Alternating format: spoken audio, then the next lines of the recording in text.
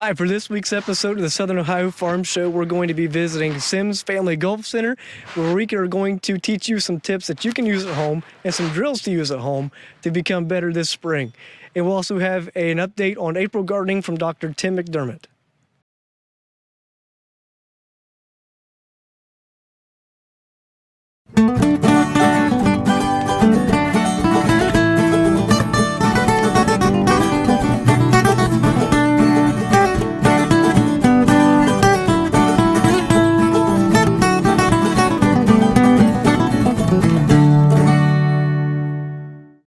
Welcome to the Southern Ohio Farm Show. This is Gigi Neal of OSU Extension in Claremont County, Agricultural and Natural Resources Educator. I'm James Morris, the Agricultural and Natural Resources and Community Development Educator for the Ohio State University Extension in Brown County. Hello, my name is Richard Purdon. I'm with the Ohio State University Extension. I am the Ag and Natural Resource Educator for Adams County and the Community Development Educator for Adams County, Ohio. And I'm Brooke Beam, the Ohio State University Extension Educator for Agriculture, Natural Resources, and Community Development in Highland County. And we will be your hosts for the Southern Ohio Farm Show. Hi, I'm James Morris, and I'm the Extension Educator for OSU Extension in Brown County. And for today's episode of the Southern Ohio Farm Show, we'll have Dr. Tim McDermott joining us for some tips for April gardening. And as you can see, we're also out here at Sims Family Golf Center today with Sharon Sims, who's going to give us some tips on how to practice golf putting at home. And Sharon, if you want to explain a little bit about what you have going on here and some of your experiences that you've had over the past few years.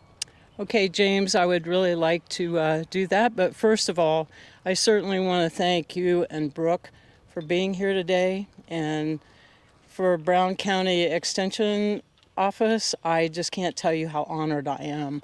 I mean, it's a privilege. And I really, truly thank you so very much.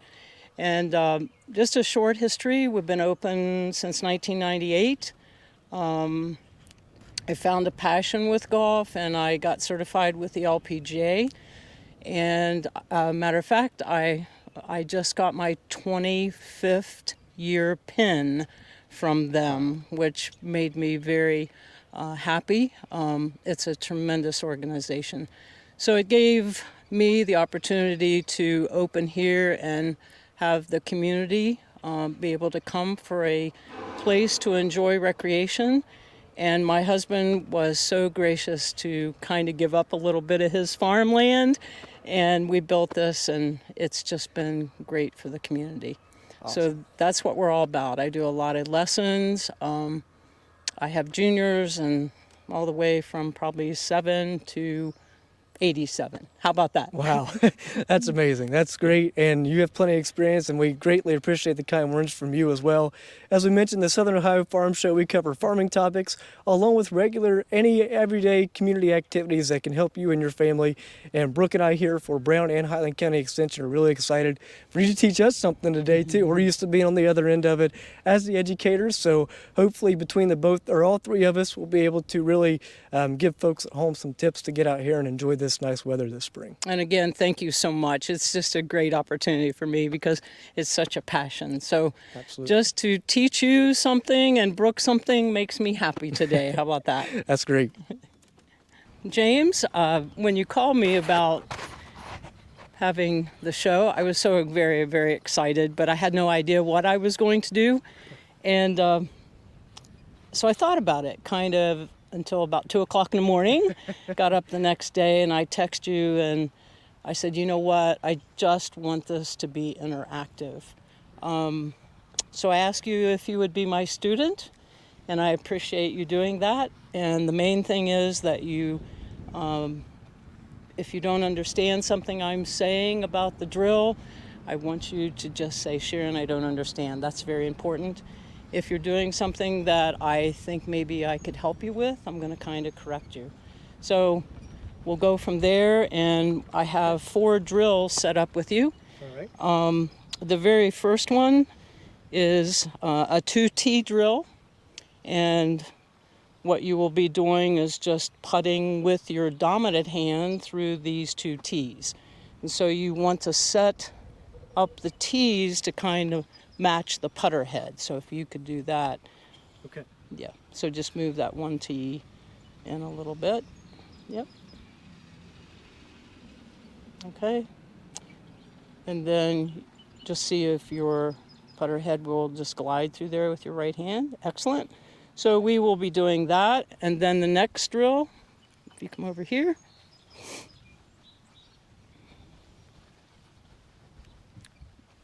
Now this drill, we need to just move that shaft, if you don't mind. Just move that out of there. You need to readjust anywhere, Wood? Okay, so the next drill I want you to do, and people at home, if you're watching, you can do this in your home. You can set up the distance and just put a towel down. And so the goal in putting is definitely when you miss, you want to just miss about 17 inches beyond the towel, Okay. or beyond your putt, the hole. So you're going to putt and see if you can get the golf balls to either go into the cup or to land on the towel. All right, so you're going to be All right. putting from here, Okay. and then you will putt to see if you go in or be on the towel. Okay? Okay. You got that? Yep. The next one, this is called jump the shaft. And if you will, you could just put the shaft of the club in front. And this is an advanced drill, but it's excellent for any age as long as they have a little bit of experience of putting. Right. And so what you do is you're going to putt the ball. Go ahead and we'll attempt this right now. And you're going to putt the ball. It should, if you give it the proper speed, jump across the shaft and go in, just like that. So that's pretty excellent, James. You can just go home now. That's it for the day. And then we're going to conclude with a drill that kind of should be done by all of us. And I do want to say, putting is 40 to 45% of the game. And it's probably the most boring part of practice. Yeah. And I have, in my many years, 23 years being open here, I get very few students that come and say, I'd like to do a putting lesson. They want to hit that big stick. Yeah. And you really only use that about 16 times when you play golf. True. And so again, this is just so beneficial. And that's what I love about my juniors that take it serious. And adults do come and they do take putting seriously. And so putting is so essential. So again, you can do this at your home, come here and putt, or when you go to the golf course where you're going to be playing. This is a drill that you should kind of end up with before you go out to play golf on a course, because it's going to give you the speed of putt. Okay. Okay, so you're going to be putting from the first tee, which is 3 feet away. Okay. Then you're going to be putting from the second tee, which is 6 feet away. And then the third tee is 9 feet away. Okay. So it gives you the sense of the distance, the feel, the rhythm of putting. Yeah, absolutely. All right? And it's pretty amazing. The putt is always the same rhythm. Yeah. Back, through, no matter the distance. Yeah. Yep. Okay, are you ready to I think I'm demonstrate ready. I these? think I'm ready. I'm so proud of you. Yay. All right.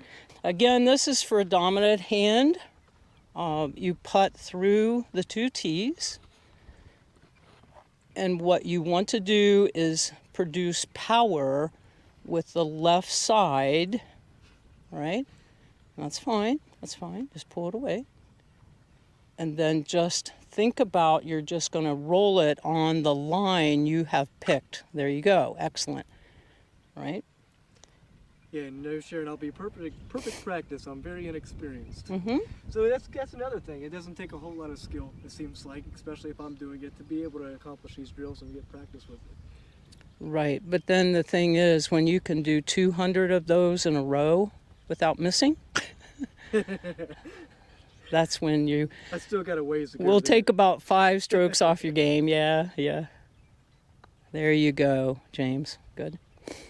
Now you want to set the face of the putter where you want to go, which creates the line. You understand? It creates a pathway. Okay. And then just follow that pathway. There you go. That was excellent. Good. Did you feel the difference in that one Absolutely, to be versus able the to other? follow through and not Yes. just tap the ball. Right. And we talked a bit about some sports you have done, and you have done football and track, et cetera, et cetera. And everything just transfers over to the other.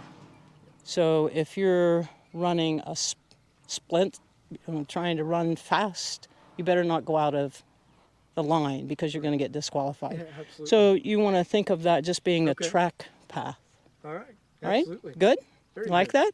Great one. All right, good. The goal of the towel drill again is for speed. So you always want to attempt to get the ball to the cup Okay. and either miss, which we do about 60, 70, 90% of the time. Yeah. You want it to land on the towel. I have a friend that informed me that 99.9% of the short putts never go in. What about that other percent? That's where I come into play. All right, now you're just going to set up now with All right. both hands and putt.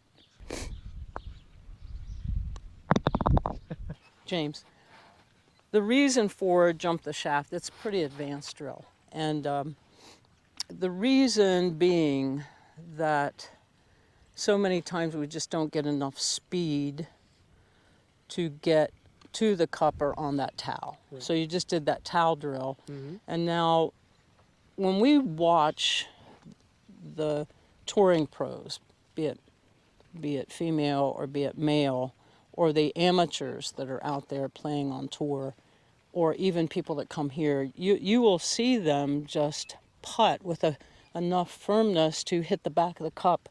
Right. And then Yeah. it just stays nice and in the cup. Yeah. And me, I leave it too short and Yeah. I get a little frustrated. We get very frustrated when it comes up short Mm-hmm. because that 2-inch putt is like a 250-yard drive. Yeah. It counts the same stroke. Yeah. That's why this is so important. Okay. Okay? Absolutely. So what Makes you're sense. going to do, you're going to putt. Now remember, we're going to set the club face where you want to go. You're going to create the line.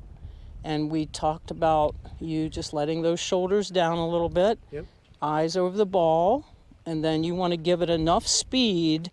It's going to jump the shaft and then it will go into the cup. Okay. Okay? Very close. Very nice. And very nice speed there. I'm going to go back behind you and just check out your alignment. Okay.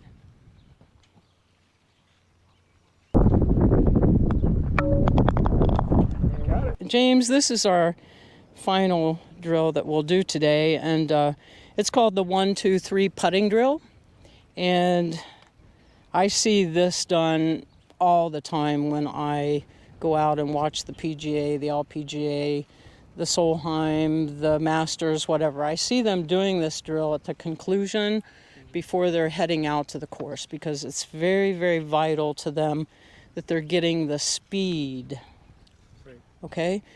And another thing, Buckeye Hills, Snow Hill, our courses right around us are magnificent. They have beautiful, beautiful greens. And Buckeye Hills speeded their putts up. Mm-hmm. And so just to get the feel of those, Right. it's like, ooh, this has changed. Yeah. And so this is a great drill to do right before you go out to play. Okay. All right? So what you're going to do, you're going to hit from 3 feet away, 6 feet away, 9 feet away, and you could go back to 12. It doesn't make any difference. Right. But I want you just to follow what you've learned today. So the things that I want to just share with you is that I would like to see you let those shoulders down a little bit, just exhale. Keep your eyes kind of over the ball. Mm-hmm. And then if you will, attempt to remember that little negative drill, that little dot that's down there on Yep. the ground. And I think that's going to help you a lot. I think you've done an excellent job with it I today. think we've came a long way. So. Yes, yes. Okay. So just put the first one, then move back to the next. All right. Now make sure you aim and create your pathway.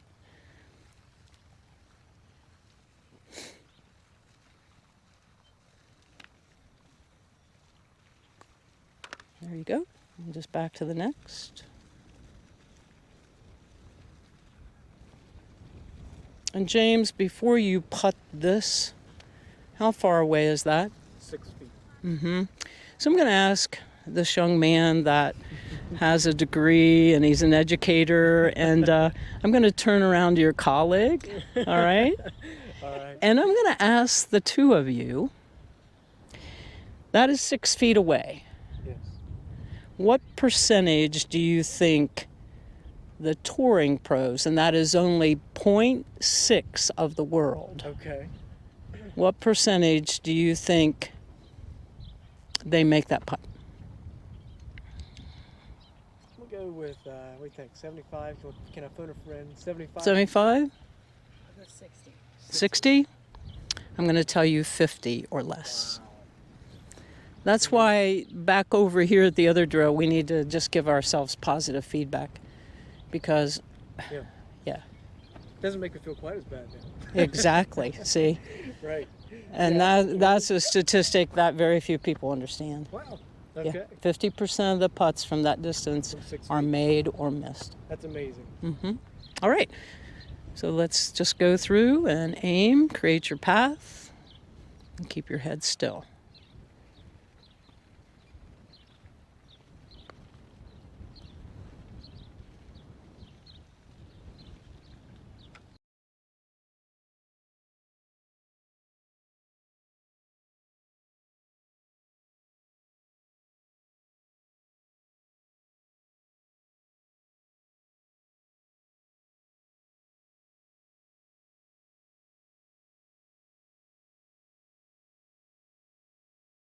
Thank you to Sharon Sims and the Sims Family Golf Center for hosting us for this week's episode of the Southern Ohio Farm Show.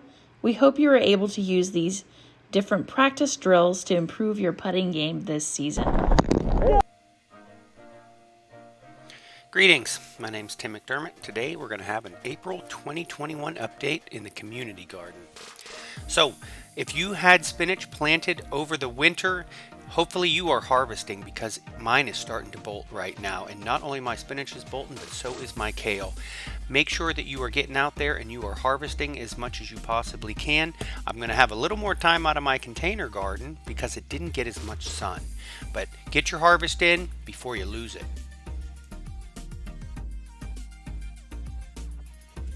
I keep track of the weather when I'm making my planting plan. Both the 1 month and the 3 month weather predictions show a greater than normal chance of heat, with the 3 month showing a little bit higher chance of some extra precipitation.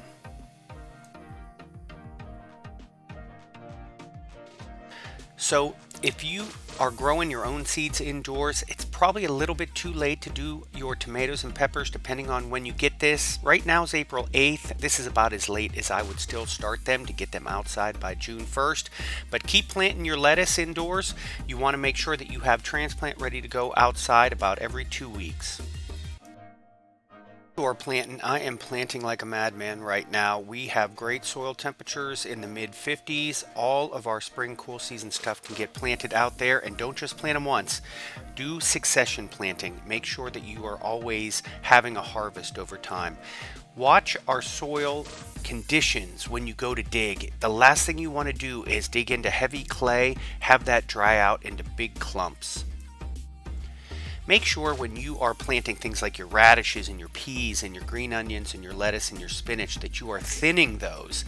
You will not get a good harvest if they cannot expand and grow correctly in their space. They'll compete with each other. So make sure that you are thinning them so that they can grow, so that you will get good sized vegetables and a good harvest. So it really is too early to plant any summer stuff outside right now. Having said that, I might experiment with a little bit of some green beans, keeping them covered with season extension. I'm also getting lots of questions about perennials, things like asparagus or strawberries or rhubarb. Make sure that you do all of your preparation right for that. Great site selection, address your weeds, soil test, address the fertility of these things. I put asparagus in the very last bed that you see there. I found that I needed to add organic matter and a bunch of nitrogen, phosphorus, and potassium, but luckily I have some co-workers here at Waterman that were able to provide me with an ideal fertilizer that I'm going to use to grow the best asparagus patch that I can grow for a long harvest over many years. Hi, everybody. Aaron Wilson, OSU Extension climatologist here with the Southern Ohio Farm Show weather update. Boy, have conditions really changed out there. You know, we were enjoying those 70s and 80s until a system came by last weekend. It dropped our temperatures back down closer to average. And here we are on the 21st of April, waking up with snow across the state, especially across west central and north central Ohio, where they could see anywhere from 4 to 6 inches this morning. So quite a change in the weather pattern over the last day or two here across the state of Ohio. It has been a bit cooler than average over the last 7 days here across our southern counties, anywhere from a degree or two below average over the last 7 days. And that's really in contrast to what we saw throughout much of the month of March, where this was the 12th warmest March on record for the state of Ohio. And temperatures over the last 30 days been averaging anywhere from 2 to 6 degrees above average here across southern Ohio. Looking at our precipitation differences and the percent of normal, pretty dry week last week. We didn't have very much rainfall at all, maybe 1/10 of an inch overall. So that was well below average, as we can see on the red shadings here on the upper left corner. The figure in the upper left. In the lower right, we see the 30-day has also come in a bit below average. Some of our counties here across southern Ohio have been running anywhere from 70 to 90% of average, but that's not too bad considering we've been trying to dry out just a little bit from a fairly wet March. And yes, of course, talking about the snow, especially north and west of us, I think more concern is today we're only expecting highs really in the mid 40s. And then tonight, temperatures are going to drop well below freezing. Some of our locations here are going to fall into the mid to upper 20s. We'll have a hard freeze warning in effect most likely for this region here tonight.